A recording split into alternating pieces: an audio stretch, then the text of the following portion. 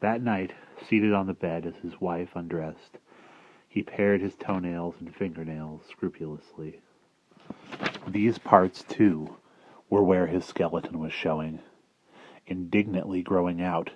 He must have muttered part of this theory, because next thing he knew, his wife, in negligee, was on the bed, her arms about his neck, yawning.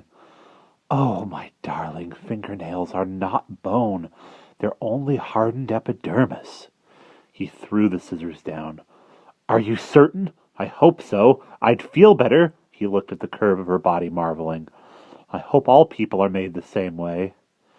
"If you aren't the darndest hypochondriac." She held him at arm's length. "Come on, what's wrong? Tell Mama." "Something inside me," he said. "Something I ate." The next morning, and all afternoon, at his downtown office, Mr. Harris sorted out the sizes, shapes, and construction of various bones in his body with displeasure. At 10 a.m. he asked to feel Mr. Smith's elbow one moment. At 10 a.m. he asked to feel Mr. Smith's elbow one moment. Mr. Smith obliged, but scowled suspiciously, and after lunch Mr. Harris asked to touch Miss Laurel's shoulder blade, and she immediately pushed herself back against him, purring like a kitten and shutting her eyes. "Miss Laurel!" he snapped. "Stop that!" Alone, he pondered his neurosis. The war was just over. The pressure of his work, the uncertainty of the future, probably had much to do with his mental outlook. He wanted to leave the office, get into business for himself. He had more than a little talent for ceramics and sculpture. As soon as possible, he'd head for Arizona, borrow that money from Mr. Creldon, build a kiln, and set up shop. It was a worry. What a case he was, but luckily he had contacted M. Monagant, who seemed eager to understand and help him. He would fight it out with himself, not go back to either Monagant or Dr. Burley unless he was forced to. The alien feeling would pass. He sat staring into space. The alien feeling did not pass. It grew. On Tuesday and Wednesday it bothered him terrifically that his epidermis, hair, and other appendages were of a high disorder, while his integumented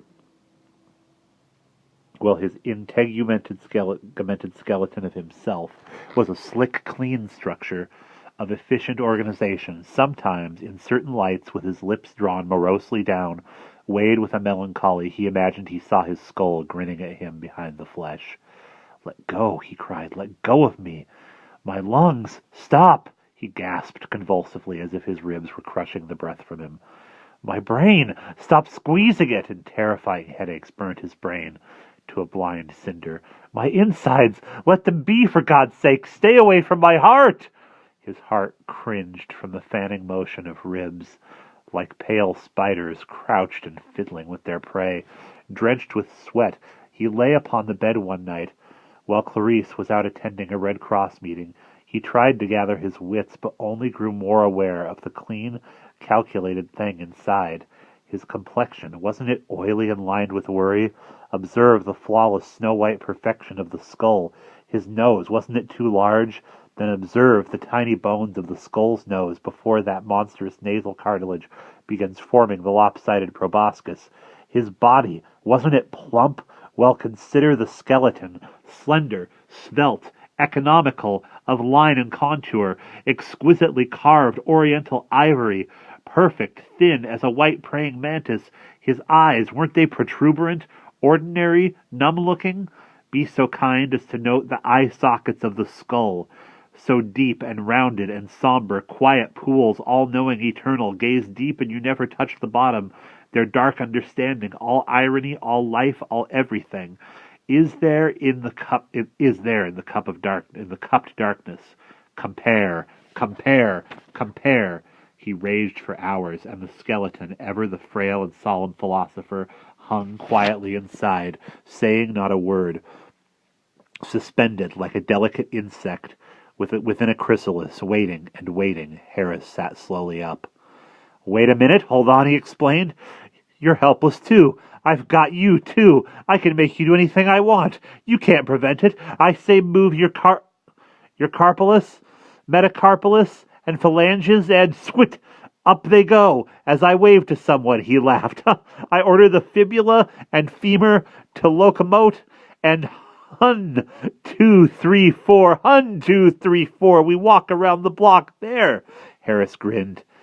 It's a 50-50 fight, even Steven, and we'll fight it out, we two. After all, I'm the part of you that thinks. Yes, by God, yes. Even if I didn't have you, I could still think. Instantly, a tiger's jaw snapped shut, chewing his brain in half. Harris screamed. The bones of his skull grabbed hold and gave him nightmares. Then, slowly, while he shrieked, nuzzled and ate the nightmares one by one until the last one was gone and the lights went out.